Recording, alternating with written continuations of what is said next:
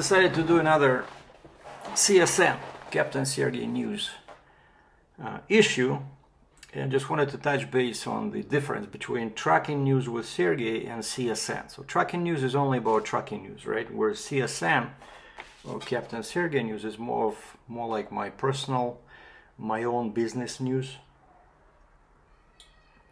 Basically a quick update on what's going on in my own life.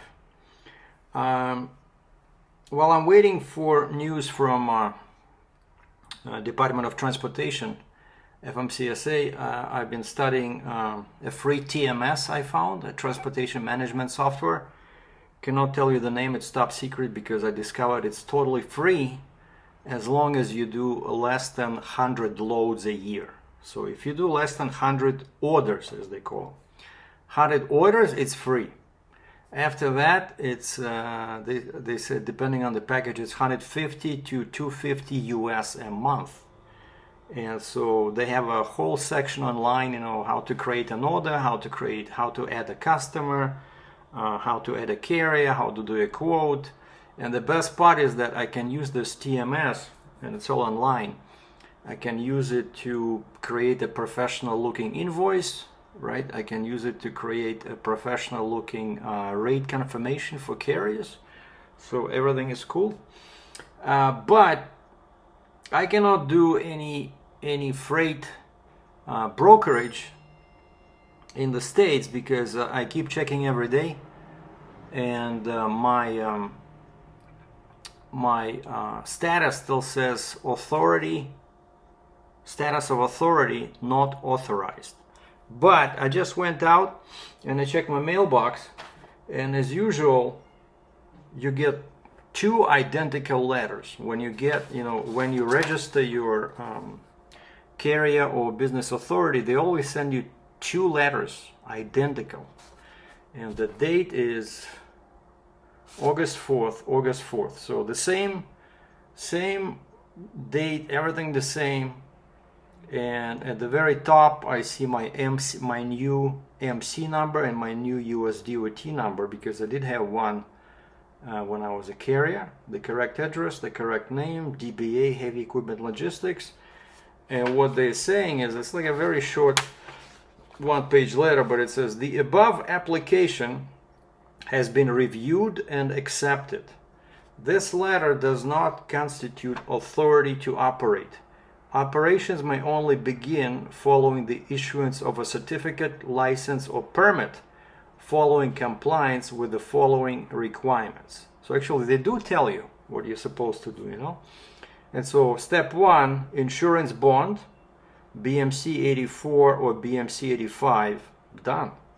Number 2, designation of agents upon whom processes may be served, form BOC 3, done. Note, to avoid delay in issuance of your operating authority, it is essential that your full and correct names, address, and MC number be included exactly as shown above on all forms filed, including those forms filed by your insurance company. Please ensure that this information is provided to your insurer. Okay, so basically now next is I should get a similar letter on the same U.S. Department of Transportation, Federal Motor Carrier Safety Administration letterhead, but this one will state in black and white, you know, it'll be my authority to operate. This is just basically an update from them, right, that it's been approved, and now they're waiting for these documents that already been submitted to them. But you know, it takes a while till they review everything.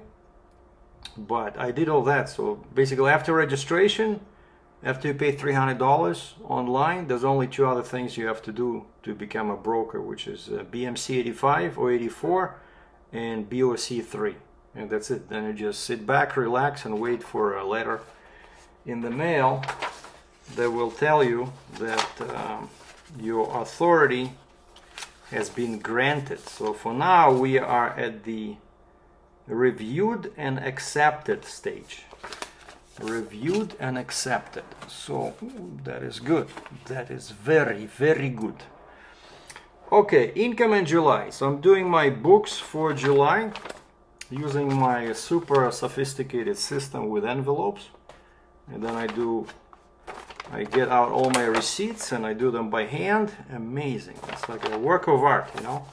And I discovered something interesting, that in July, yours truly made $5,703 Canadian, which is comprised of $570 from photography, $1,134 from YouTube or Google, $2,982 from a trailer sale where I got a commission.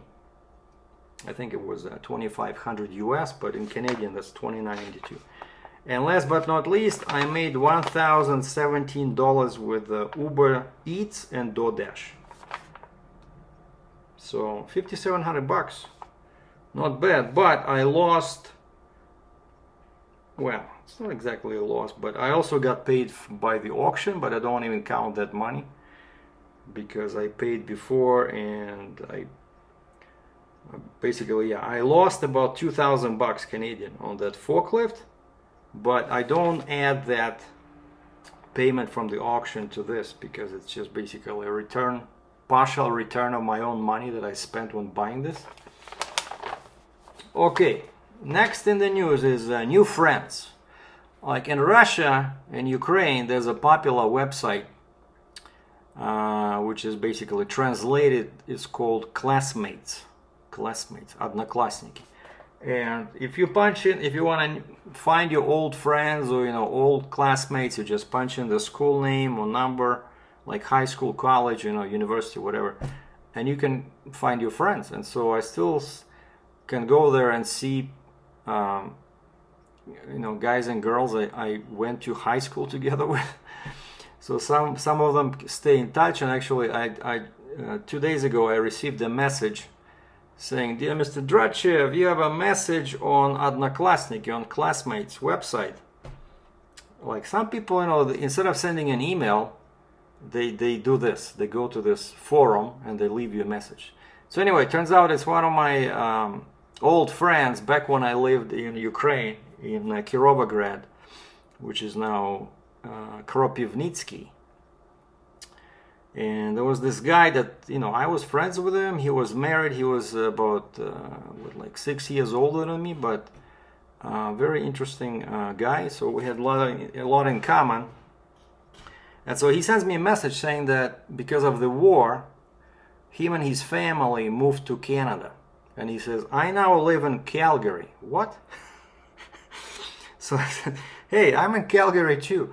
And turns out he came here, you know, now because of the war. Again, Canadian government gives Ukrainians a very easy way to come to Canada. Not necessarily as a resident, but at least as a visitor. Like later, it might translate into a resident status, but for now, they're just visitors. I don't think they can work. Maybe they can to support themselves. But basically, it's very, now if you're Ukrainian and you live in Ukraine, it's very easy to come to Canada because the government of Canada basically provides all kinds of assistance. He says, now we talked on the phone, he says they even give him some money. You know, basically it's like a political, you know, immigration, but it's not actually immigration because it's not a resident status. They just, you know, supplied him with a safe place to live while that war is going on over there, right? And so yeah, I sent him my email, I sent him my phone number, and then a few hours later he calls me and we chatted. And so yeah, he lives here, except I'm in northeast and he's in southeast of, it's a big city, right, Calgary. But tomorrow is going to be what, Wednesday? We agreed to meet. I'm going to show him around, maybe take him to my gun club, you know, go drink some coffee, you know, so it's cool.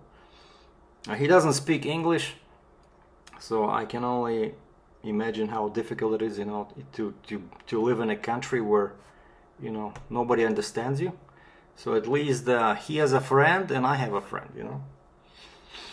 And so it'll be cool to touch base again, after so many years. Now about the car, I'm still pretty happy with the Jeep. Super nice vehicle, no issues, to touch wood, except a few times when it was parked in the heat, I noticed that my that tablet, the main monitor, would get very hot, and then it would just refuse to start. Just like the same when I had a tablet, when I use it as a GPS in my semi-truck. So same thing here. So now I try to park the car away from the sun or just put something over the tablet. But other than that, no issues. I still have to do first oil change. I think I usually like to do them first time, since this is a brand new vehicle. I usually like to do them first time, quicker. Like now I'm at 3,600 kilometers. I'll probably do it at the end of August, just so that it's easy for me to remember, basically end of summer, and then do the oil change. And I wanted to check the suspension, because I went to the public land zone a couple of times, it's very bumpy. So I want to double check all the bolts, all the screws in the suspension, check oil level in transmission, differential, but and of course change oil, check the air filter, stuff like that. Just do full inspection and full service oil change. So, or maybe I'll do it next week. Now I'm not sure if I want to go to that Chrysler, to the new Chrysler dealer. If you remember, I did a video with a sales girl, but I deleted that one because she was acting totally irresponsibly. Like we agreed to meet on the next Monday after that first video. Then turns out Monday the whole dealership was closed. Like, why are you telling me this? Like, oh yeah, we can do it Monday. We wanted to do the review of that big Jeep Grand Wagoneer. I was really looking forward to it. I thought they would get me behind the wheel, maybe do like a road test. But no, she kept postponing. She's busy. Like basically, she was not serious. Like she tried once. I just regret that I sent her the files. She wanted to have the files for her social media, so I sent her the video files. But after that, I said, you know what? Don't worry about it. I'll find somebody else. And so now I stopped communicating with her, and just went back and I deleted that video where I was talking to her. And so, but because of that, now it's an awkward situation. This is the closest Chrysler dealer to me, but I don't want to. It would be awkward to run into this girl over there if I go for oil change. So maybe I'll just go back to the same dealer where I bought the Jeep, but that's like 15 kilometers away, 10 miles away. But that's where I got it. That's where I bought my Hellcat. So it might be a good idea to keep all the records, in one place. So I don't know. And I know that place. I know that you have to call in advance. Like if it's not just an oil change, let's say if I want them to do something extra, like check all the bolts in the suspension, you have to book an appointment. But it's real easy. Ladies there that work in service, super friendly. I really like that dealership, East Side Dodge. So I might just go back there. And the exhaust, after I did the muffler delete, the exhaust is getting louder. So now I try to park my car facing the windows away. And some people were saying that I'm being a jerk, removing the muffler. But one thing these people probably don't realize, that before I had a Charger with fully custom exhaust, which was like 5 times louder than this. And then when I exchanged the Dodge Charger for a Hellcat, I had a Hellcat which was probably 4 times louder than this. So this is not loud. It's a turbo. It's a turbo engine. It's not loud. I said it's getting louder, but it does not mean it's obnoxious. I still enjoy. I still see the consequence, the improved acceleration, and I see improved gas mileage, believe it or not. So the car breathes freely. Unfortunately, I bought that Spintech muffler. Hold on.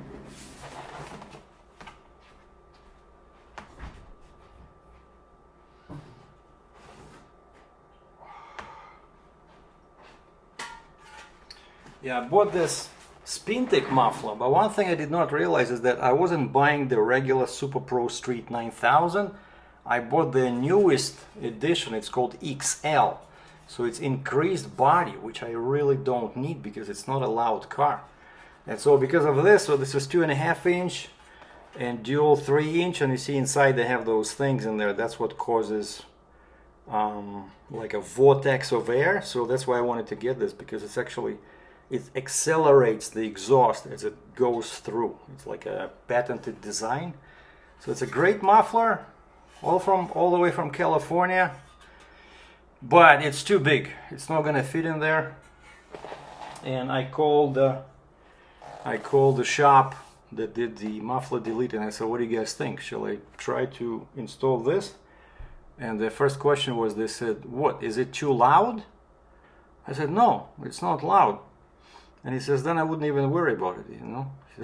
It just, the only reason I wanted to add this, again, because I'm pretty sure it would help with the throttle response, because each time I install these Spintex, I do see improved, you know, exhaust flow, believe it or not. So I know for a fact that with this, exhaust would flow even faster from the rear because it gets accelerated. So, but now I'm stuck with it. I'm trying to sell it, but I don't want to send it back because the postage fees will be, because it's pretty heavy, postage fees will be high. So looks like I'm stuck with this muffler now. So, but I'm trying to sell it here locally in Canada.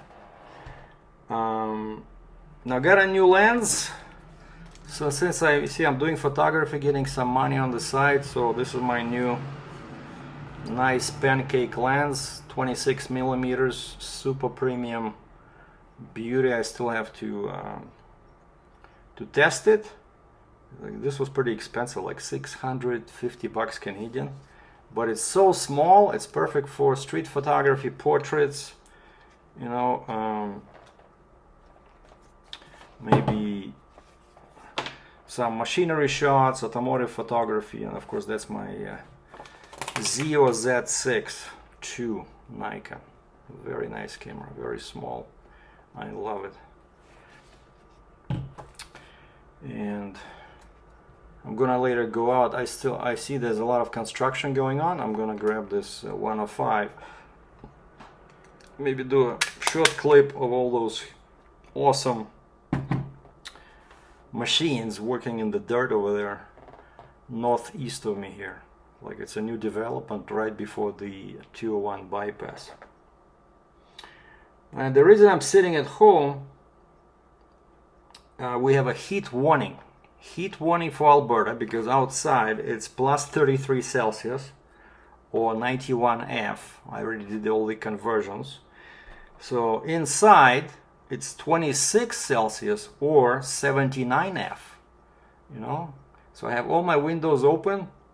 I tried to sit outside, you know, read the book on my computer, but there's too many flies, you know. So I just got back, but it's really steamy. So the weather, I think tomorrow is going to be a bit cooler.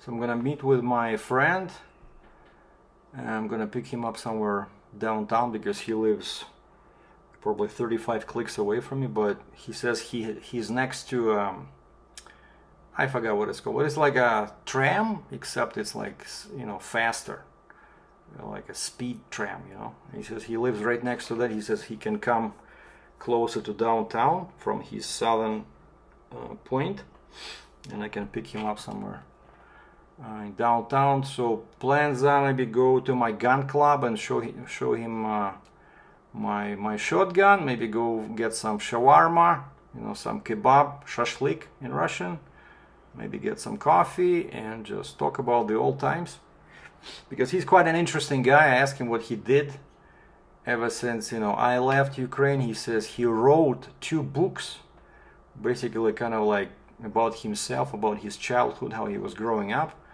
And I said, did you make any money? And he says no.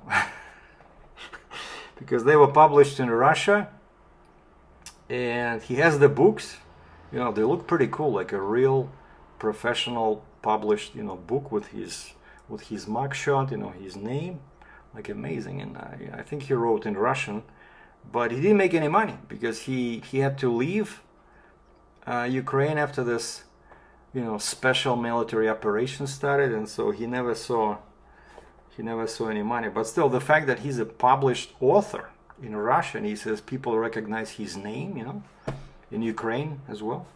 So he's quite a character, you know.